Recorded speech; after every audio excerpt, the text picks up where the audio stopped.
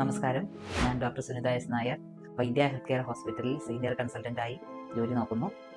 ഇന്നത്തെ എൻ്റെ വിഷയം ഒബിസിറ്റി മാനേജ്മെൻ്റ് ആണ്, അഥവാ അതിസ്ഥൗല്യം എന്നാണ് ആയുർവേദത്തിൽ പറയുന്നത്. അതിസ്ഥൗല്യം എന്ന് പറഞ്ഞാൽ കഫമേധോഹര വൃത്തിയായിട്ടാണ് ആയുർവേദത്തിൽ പറയുന്നത്. അതുണ്ടാവാനുള്ള കാരണങ്ങളാണ് ഞാനിപ്പോൾ വിശദീകരിക്കുന്നത്. ആദ്യമായിട്ട് പ്രത്യേകിച്ച് ഇതിനെ ഒരു ലൈഫ് സ്റ്റൈൽ ഡിസോർഡർ ആയിട്ടാണ് ഒബിസിറ്റിയെ പറയുന്നത്.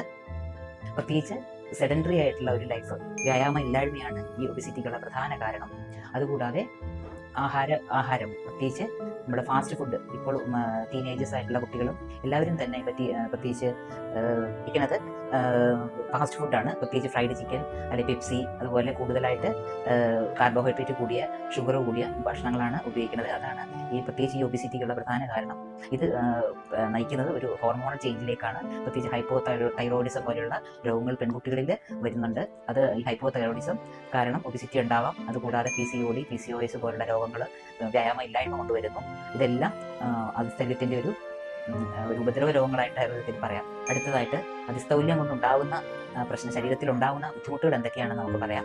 ഒന്നാമത്തെ പ്രമേഹം. വളരെ ചെറുപ്പത്തിൽ തന്നെ 30 വയസ്സിൽ തന്നെ പ്രമേഹം ഉണ്ടാവുക. അതുപോലെ ശരീരത്തിൽ ചില തടിപ്പുകൾ ഉണ്ടാവാം, ചെറിയ സ്വില്ലിങ്സ് പോലെ ഉണ്ടാവാം. അതുപോലെ ഹോർമോണൽ ചേഞ്ചസ്, കാരണം പീരീഡ്സ് ഒക്കെ നേരത്തെ വരിക.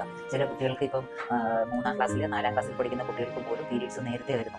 നമ്മൾ പണ്ട് കാലത്ത് 15-16 വയസ്സിലൊക്കെയാണ് പീരീഡ്സ് വന്നുകൊണ്ടിരുന്നത്. അപ്പോൾ ഈ ആർത്തവം നേരത്തെ വരുന്നത് തന്നെ ഈ ഹോർമോണൽ ചേഞ്ചിൻ്റെ ഒരു കാരണം കൊണ്ടാണ്. പ്രത്യേകിച്ച് ഫ്രൈഡ് ചിക്കൻ ഇവയുടെ അമിതമായ ഉപയോഗം കൊണ്ട് തന്നെയാണ് ഈ പീരീഡ്സിൽ വരുന്ന ഈ മാറ്റങ്ങൾ. അതുപോലെ തന്നെ പൈൽസ് ഉണ്ടാവാം, മൂലം അർച്ചസിൻ്റെ പ്രശ്നങ്ങൾ, അതുപോലെ ഗ്യാസ്ട്രിക് കംപ്ലൈൻസ് ഉണ്ടാവാം, കോൺസ്റ്റിപ്പേഷൻ ഉണ്ടാവാം. ഇതൊക്കെ ഒബിസിറ്റി കൊണ്ടുണ്ടാവുന്ന രോഗങ്ങളാണ്. ഇത് വളരെ നമ്മൾ കാര്യമായി ചികിത്സിച്ചില്ലെങ്കിൽ അത് ഭാവിയിൽ കൂടുതൽ ബുദ്ധിമുട്ടുണ്ടാകും. പ്രത്യേകിച്ച് ഒരു 30-35 വയസ്സുള്ള ആൾക്കാർക്ക് പോലും ഈ ഓവർ വെയിറ്റ് കൊണ്ട് പ്രത്യേകിച്ച് ഉണ്ടാകുന്ന മുട്ടുവേദന, അതുപോലെ ഉപ്പൂറ്റി വേദന, ഇങ്ങനെയൊക്കെയുള്ള കാരണങ്ങൾ ഉണ്ടാവുന്ന ഈ ഒബിസിറ്റി കൊണ്ടാണ്. തേയ്മാനം, അതുപോലെ ഓസ്റ്റിയോപോറോസിസ്, അങ്ങനെയുള്ള കാര്യങ്ങളൊക്കെ ഈ ഒബിസിറ്റി കൊണ്ടുണ്ടാകുന്ന. അപ്പോൾ നമ്മൾ കഴിവതും നമ്മുടെ ഓവർ വെയിറ്റ് കുറച്ച് നമ്മുടെ ഹൈറ്റിനനുസരിച്ചുള്ള വെയിറ്റ് നമ്മൾ മെയിൻറ്റെയിൻ ചെയ്ത് പോകണം. അത് നമ്മളൊരു മരുന്ന് കൊണ്ട് മാത്രം നമുക്ക് ഇത് ശരിയാക്കാൻ പറ്റില്ല. നമുക്ക് നമ്മുടെ ലൈഫ് സ്റ്റൈൽ കംപ്ലീറ്റ്, ആഹാര വിഹാരങ്ങളിൽ വളരെ കൃത്യനിഷ്ഠയോടുകൂടി മാത്രം ജീവിച്ചാൽ മാത്രമേ നമ്മളുടെ ആരോഗ്യം നമുക്ക് നിലനിർത്താൻ പറ്റുകയുള്ളൂ. പ്രത്യേകിച്ച് അതുകൂടാതെ ചില രോഗികളിൽ നമ്മൾ ഉപയോഗിക്കുന്ന മരുന്നുകൾ ഒബിസിറ്റിക്ക് കാരണമാവുന്നുണ്ട്. ചില അലോപ്പതിക് മെഡിസിൻസിൻ്റെ കണ്ടിന്യൂസ് ആയിട്ടുള്ള ഉപയോഗം ഒബിസിറ്റിക്ക് കാരണമാവാം. അപ്പോൾ ആ മരുന്നുകളുടെയൊക്കെ അങ്ങനെയുള്ള പേഷ്യൻസിന് നമ്മളിവിടെ നമ്മൾ അതിനനുസരിച്ചുള്ള ആയുർവേദ മരുന്നുകൾ കൊടുത്ത് അവർക്ക് അതിനുള്ള ചികിത്സകൾ നമ്മളിവിടെ ലഭ്യമാക്കുന്നുണ്ട്. അപ്പോൾ കസ്റ്റമൈസ്ഡ് ആയിട്ട് നമ്മൾ ഒരു പേഷ്യൻറ്റിന് അവർക്ക് വേണ്ട രീതിയിലുള്ള ചികിത്സകളാണ് നമ്മളിവിടെ. പലർക്കും പല രീതിയിൽ വ്യത്യാസപ്പെട്ടിരിക്കും. ഇപ്പോൾ ഒരു രോഗിക്ക് ഇപ്പോൾ എന്താ വേണ്ടത്, അതനുസരിച്ചുള്ള ആഹാരങ്ങൾ, ട്രീറ്റ്മെൻറ്റ്സ്, ഫിസിയോതെറാപ്പി, അതുപോലെ യോഗ, അങ്ങനെയുള്ള കാര്യങ്ങൾ നമ്മളിവിടെ പ്രൊവൈഡ് ചെയ്യുന്നുണ്ട്. അതുകൂടാതെ നമുക്ക് ഇതെങ്ങനെ നമുക്ക് നിയന്ത്രിക്കാം, ഈ ഒബിസിറ്റി നമുക്ക് എങ്ങനെ ഒന്ന് കുറയ്ക്കാൻ പറ്റും. അതിന് പ്രധാനമായിട്ട് നമ്മൾ ചെയ്യുന്ന ലൈഫ് സ്റ്റൈലിൽ നമ്മൾ മാറ്റം വരുത്തുക. നമ്മൾ തന്നെ നമ്മുടെ ലൈഫ് സ്റ്റൈലിൽ, ആഹാര വിഹാരങ്ങളിൽ മാറ്റം വരുത്തിയാൽ തീർച്ചയായിട്ടും നമുക്ക് വെയിറ്റ് കുറയ്ക്കാൻ പറ്റും. അല്ലാതെ നമ്മൾ കുറച്ച് മരുന്നുകൾ കഴിച്ചുകൊണ്ട് മാത്രം ഒരിക്കലും നമ്മുടെ വെയിറ്റ് കുറയില്ല. നമ്മൾ ആയുർവേദ രീതിയിൽ നമ്മൾ പറയുവാണെങ്കിൽ ചിത്തക്കാട് കഷായ രസങ്ങൾ ഉള്ള ഔഷധങ്ങളാണ് ഉപയോഗിക്കാനാണ് ആചാര്യൻ നിർദ്ദേശിച്ചിട്ടുള്ളത്. അതുപോലെ മധുരരസം കുറയ്ക്കുക, കാർബോഹൈഡ്രേറ്റ്, അന്നജത്തിന്റെ ഉപയോഗം കുറയ്ക്കുക, എന്ന് വെച്ചാൽ ചോറ് പോലുള്ള ആഹാരങ്ങൾ നമ്മൾ കുറച്ച് ഉപയോഗിക്കുക. പിന്നെ നമ്മൾ മേധോഹര ചികിത്സയെ പ്രധാനമായിട്ട് പറഞ്ഞ ഗുൽഗുലു ചേർന്ന പ്രിപ്പറേഷനാണ്. മേധോഹര ഗുൽഗുലു, കാഞ്ചനാര ഗുൽഗുലു, വരണാതി കഷായം, ഇവയുടെയൊക്കെ ഉപയോഗം കൊണ്ട് ഒരു പരിധി വരെ നമുക്ക് ദുർമേധസ്സിനെ കുറയ്ക്കാൻ പറ്റും. അതുകൂടാതെ സ്വേദനം, സ്റ്റീം ബാത്ത് എന്ന് പറയും, ഉദ്വർത്തനം, വിരേചനം എന്നീ ചികിത്സകൾ നമുക്ക് ഒബിസിറ്റിയെ കുറയ്ക്കാൻ സഹായിക്കുന്ന ചികിത്സകൾ, ട്രീറ്റ്മെന്റ്സ് ആണ്.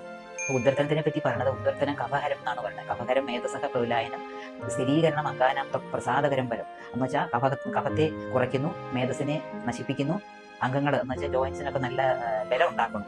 അപ്പം അങ്ങനെയാണ് ആയുർവേദത്തിൽ ഉദ്വർത്തനത്തിനെ പറ്റി പറഞ്ഞത്. ഉദ്വർത്തനം നമുക്ക് കണ്ടിന്യൂസ് തുടർച്ചയായി ഒരു 3 ആഴ്ച ചെയ്യുക, സ്റ്റീം ബാത്ത് ചെയ്യുക, ഒരു 1 വീക്ക്. അത് പക്ഷേ ഓരോ രോഗികളുടെ അവസ്ഥ അനുസരിച്ചിരിക്കും. ഇപ്പോൾ നമുക്ക് പ്രമേഹ രോഗികൾ നമുക്ക് സ്വേദന ചെയ്യാൻ പാടില്ല. അപ്പോൾ ഓരോ രോഗികൾക്കും കസ്റ്റമൈസ്ഡ് ആയിട്ടുള്ള ഒരു ട്രീറ്റ്മെൻറ്റാണ് നമ്മളിവിടെ കൊടുക്കുന്നത്.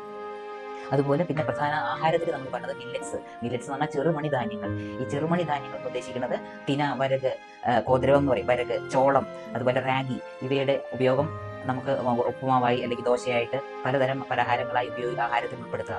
അതുപോലെ റൈസിൻ്റെയും ഗോതമ്പിൻ്റെ ഉപയോഗം കുറച്ചിട്ട് ഈ ചെറുമണി ധാന്യങ്ങളുടെ ഉപയോഗം, ഇതുകൊണ്ട് നമുക്ക് തീർച്ചയായിട്ടും ഒരു 5-6 മാസങ്ങൾ കൊണ്ട് നമ്മുടെ അമിതമായ ദുർമേധസ്സിനെ നമുക്ക് തീർച്ചയായിട്ടും കുറയ്ക്കാൻ പറ്റും. ശോധന ഉണ്ടാവും, വയറ്റിൽ നിന്ന് പോകാനുള്ള ബുദ്ധിമുട്ടുകളൊക്കെ കുറയും.